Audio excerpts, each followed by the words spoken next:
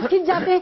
तो सवाल ये है कि आप अपनी पार्टी के अंदर की रियलिटी को भी समझिए। कोई नए अंदर खाने में जिस तरह की कमेटियां बना करके मुसलमानों के विभिन्न अलग अलग ग्रुपों को अंदर लाने की बात चल रही, चाहे वो मौलाना हो, चाहे वो प्रोफेसर हो, चाहे वो पत्रकार हो, ये किसी से छुपा नहीं है। तो ये मत कहिए कि मुसलमानों के बिना कुछ हो रहा है। नहीं, बिल्कुल। नकवी साहब, क्या इस बात को आप जरा थोड़ा सा विस्तार से हमें समझाएंगे? क्या आप वाकई में मानते हैं कि इस देश में बिना एक बहुत बड़े वर्ग के समर्थन के आप सरकार बना सकते हैं? बहुत बड़ी बात आपने आज कही है। नहीं, आपने पहली बात तो मेरी बात पूरी सुनी नहीं है तो, और उसमें जो है वो बीच में रोक लिया आपने। पहली बात आप सुनिए, हमने ये एक सेकंड साहब सुनिए, एक सेकंड प्लीज जरा नकवी साहब की बात सुनिए, प्लीज।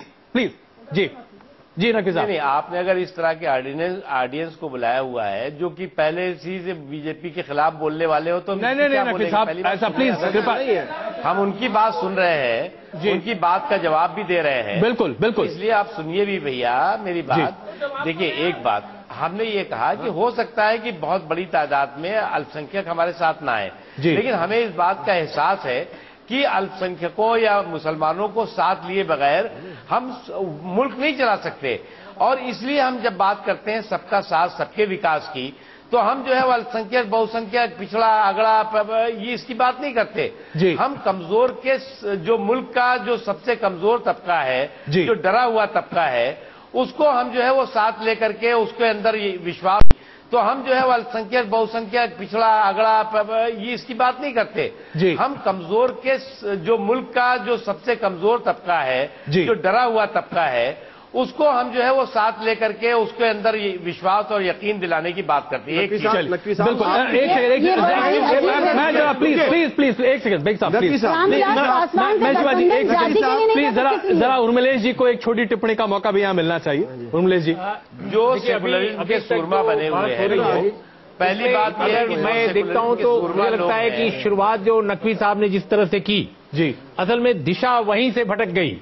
और कहीं न कहीं जो भारतीय जनता पार्टी और आरएसएस का जो मानस है इस देश के बारे में, इस देश के बारे में जो उनका एक नक्शा है, अब जैसे उन्होंने एक छोटी सी बात कही थी, उन्होंने कहा कि ये सेकुलर सिंडिकेट। अब सवाल यह है कि नकवी साहब से अच्छी तरह ये कौन जानता है, वो शब्दों के बड़े धनी हैं, मेरे इलाहाबाद के हैं, जहां शब्दों की काफी गरिमा है, शब्दों को काफी महत्व दिया जाता है। भाई आप कह रहे हैं सेकुलर सिंडिकेट, लेकिन भारत का संविधान डेमोक्रेसी की बात केवल नहीं करता, रिपब्लिक होने की बात नहीं करता, सेकुलरिज्म की भी बात करता है। तो आप जब सेकुलर सिंडिकेट कहते हैं तो ये जो आपका व्यंग्य है कहीं ना कहीं भारत के संविधान पर कुठाराघात करता है। और दूसरी बात जो आप कह रहे हैं बार बार कि नहीं साहब वो टोपी पहनने से क्या होता है, आप नहीं पहने। भाई आप कहीं पगड़ी पहनते हैं, कहीं आप कोई मुरेठा बांधते हैं, लेकिन जब कोई मुस्लिम समुदाय जो इस देश का सबसे बड़ा अल्पसंख्यक समाज है और वो अपनी मजार पर, अपनी सभा में, अपने किसी महफिल में अगर वो आपको टोपी पेश कर देता है, उसको पहनने से क्या आपका हिंदू राष्ट्रवाद चकनाचूर हो जाता है? अगर चकनाचूर होता है तो मैं समझता हूं कि भारतीय संविधान चकनाचूर होता है, क्योंकि भारतीय संविधान सेकुलरिज्म की बात करता है। जब आप सेकुलर सिंडिकेट कह रहे हैं तो कहीं ना कहीं आप भगवा ब्रिगेड कहते हैं, कहीं ना कहीं आप कह रहे हैं कि आप सिर्फ और सिर्फ भगवा ब्रिगेड के हैं, आप सेकुलर इंडिया के साथ नहीं है। बिल्कुल। नकवी साहब एक छोटी प्रतिक्रिया आपकी। देखिए, पहली बात तो ये है कि मैं इस सारे जितने भी सवाल हैं उनको सुनने को भी तैयार हूं, सारे सवाल का जवाब भी देने को तैयार हूं। और मैं जानता हूं कि हो सकता है कि कुछ प्रेजुडिस माइंडसेट के साथ कुछ लोग हों बैठे हुए, लेकिन मैं इतना कहना चाहता हूं कि आज अगर भारतीय जनता पार्टी इस बात को लेकर के लोगों के, समाज के सभी हिस्सों के बीच में जा रही है, उसमें अल्पसंख्यक भी हैं, समाज के सभी तबके हैं, तो उस पर जो है वो आप ये कहना कि जी पहले आप ये बताइए कि आप जो है वो टोपी क्यों नहीं पहनते, फिर आप ये बताइए कि आपने जो है वो ये क्यों नहीं किया। जिन लोगों ने टोपी पहनी उन्होंने टोपी पहनाई ज्यादा, एक चीज। दूसरी चीज, टोपी पहनाई ज्यादा। अगर इस मुल्क में हजारों से ज्यादा कम्युनल राइट हुए हैं, इस मुल्क में पीएससी से लेकर के और तमाम जो फिरका परस्त ताकतें हैं उन पर सवाल उठे हैं, तो वो बीजेपी ने नहीं किए हैं। अगर जो है वो इस देश के मुसलमान, हजारों की तादाद में मुसलमान आतंकवाद के इल्जाम में जेलों में हैं, तो वो बीजेपी ने नहीं भेजे हैं, इन 10 सालों में भेजे गए हैं। जब कांग्रेस दौरे हुकूमत में थी, और जब हर मुसलमान की दाढ़ी और टोपी पर बिल्कुल बखूबी रख रहे हैं यहाँ पर। चलिए, कम से कम नकवी साहब आप ये नहीं कह सकते कि यहाँ पर हम किसी बायस माइंडसेट के साथ बैठे, नहीं, लोग आपसे सवाल पूछना चाहते हैं और शायद इसीलिए लोग आपसे जानना चाहते हैं कि आपकी पार्टी कहां आज खड़ी है, इसलिए सवाल आपके ऊपर उठ रहे हैं। कपिल मिश्रा जी, इससे पहले कि मैं आप जरा राहुल गांधी के ऊपर पहुंचूं, कपिल मिश्रा जी जरा आप बताइए साहब। बस एक रिक्वेस्ट है सर, नकवी साहब ने जितना बोला उसका आधा टाइम मुझे थोड़ा सा नहीं, आप जी प्लीज बताइए सर। 3 बातें हैं। सबसे पहली बात तो इस देश की जो सबसे बड़ी समस्याएं हैं, भ्रष्टाचार, वंशवाद, सांप्रदायिकता। कांग्रेस पार्टी तो इनकी जननी है, उनके बारे में तो सब जानते ही हैं, लेकिन मैं एक सवाल बीजेपी से करना चाहता हूं। क्या सर बाबू बजरंगी, माया कोडनानी, बोकारिया साहब, अमित शाह साहब, ये लोग सांप्रदायिकता से लड़ेंगे क्या?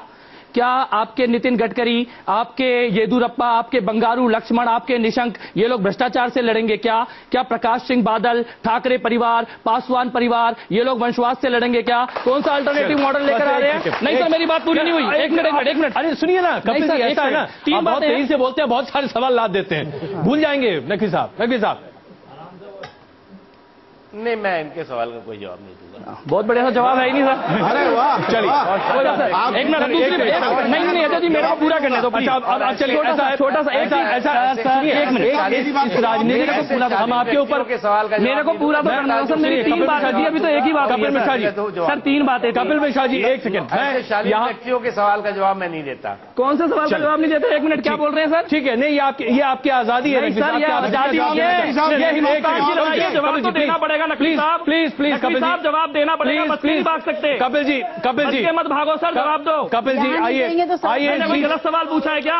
आइए काम करते हैं, आइए जरा कपिल जी को जरा ठंडा करने के लिए एक छोटी सी रिपोर्ट दिखाते हैं और देखें कि किस तरीके से। अजय जी मैं जवाब देता हूँ। अजय नहीं, पहले मेरे सवाल का जवाब दीजिए। अच्छा चलिए, आइए।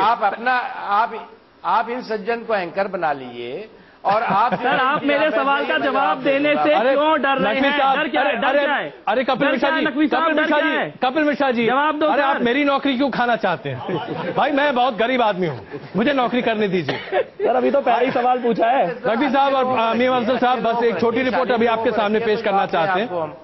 बिल्कुल एक छोटी सी रिपोर्ट आपके सामने पेश करना चाहते हैं, किस तरीके से राहुल गांधी भी जब आम आदमी के बीच पहुंचते हैं तो आम आदमी की जबान में बात करते हैं, वायदे भी बहुत लंबे लंबे करते हैं, कहते बहुत कुछ हैं, लेकिन कितना करते हैं रिपोर्ट में देख लीजिए। समय मुश्किल हो तो फौरन बदलाव जरूरी हो जाते हैं। बदले से इस वक्त राहुल गांधी भी नजर आते हैं। खास से आम होने की कोशिश कर रहे राहुल गांधी घेरे से बाहर निकल लोगों के दुख दर्द की थाह लेते हैं। जब तक आप अपनी शक्ति को नहीं पहचानोगे, तब तक मैं या कोई और आपको जितनी भी गिफ्ट दे दे, आपकी समस्या हल नहीं होने वाली। वोटों की तलाश में वो दरगाहों पर भी जियारत कर रहे हैं। राजनीति के शुरुआती दिनों में लोगों से घुलने मिलने में संकोच करने वाले राहुल अब ऐसी परिस्थितियों में भी असहज नहीं होते हैं। राहुल में ये बदलाव नया है। अब वो अध्यादेशों को बकवास कहकर फाड़ते नहीं, अब वो सरकार से जरूरी कानून बनवा रहे हैं, सब्सिडी वाले सिलेंडरों की संख्या बढ़वा रहे हैं, देश के 50% राज्यों में महिला मुख्यमंत्री बनाना चाहते हैं। वो अब हाथ में माइक थामे मुस्कुराते हुए दिखते हैं, सवालों के जवाब भी देते हैं। खास बात यह है कि अब चुनाव के दिनों में भी दाढ़ी बनाने लगे हैं। प्रधानमंत्री जी, 9 सिलेंडर से बात नहीं बन रही है। प्रधानमंत्री जी, 12 सिलेंडर चाहिए हमें 12 सिलेंडर चाहिए। कांग्रेस पार्टी को 12 सिलेंडर चाहिए, हिंदुस्तान की महिलाओं को 12 सिलेंडर चाहिए। नए वादों के लिए लोगों के बीच जाकर रायशुमारी कर रहे हैं।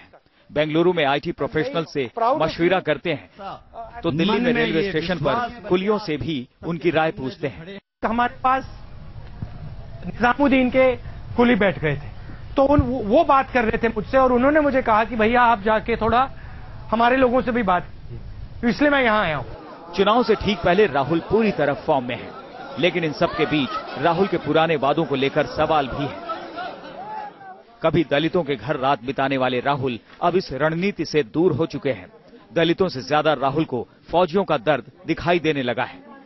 हर एक सोल्जर को कि जो उनकी 25 साल पुरानी मांग थी, उसको प्रधानमंत्री जी ने और सोनिया जी ने पूरी की। कलावती के दुखों की कहानी लोकसभा में सुनाकर सुर्खियां बटोरने वाले राहुल ने कलावती के गांव का रुख दोबारा नहीं किया।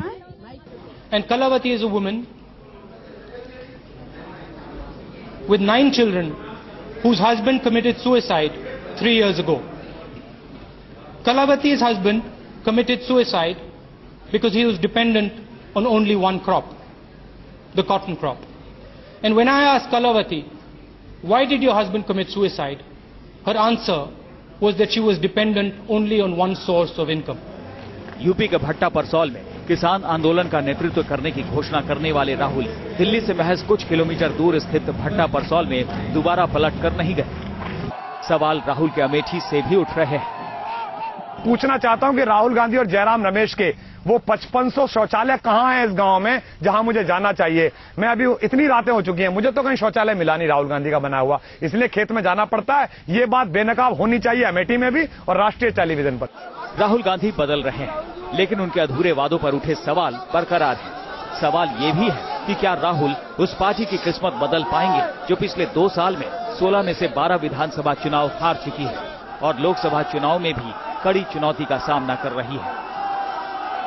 राहुल गांधी ने भट्टा परसौल की यात्रा करके इस इलाके का नाम तो रोशन कर दिया, लेकिन यहाँ की समस्याएं जस की तस बनी हुई हैं। यहाँ के लोगों को उम्मीद है कि कोई तो मसीहा आएगा और इनकी समस्याओं को कम कर देगा, क्योंकि लोकसभा चुनाव दहलीज पर है। वीडियो जर्नलिस्ट मुकेश झा के साथ मोहित राज दुबे, न्यूज नेशन, भट्टा परसौल।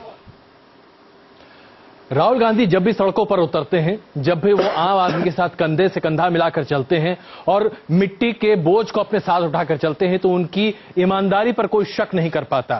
लेकिन सवाल आज यही उठ खड़ा होता है, कहां जाती है वो तमाम बातें, कहां जाते हैं वो तमाम वायदे। करेंगे इस पर चर्चा, आप सब हमारे साथ बने रहें। वापस आते हैं और बात करेंगे कि क्या राहुल गांधी वाकई में उन तमाम वायदों पर भी खरे उतर रहे हैं। बस तुरंत वापस आ रहे हैं।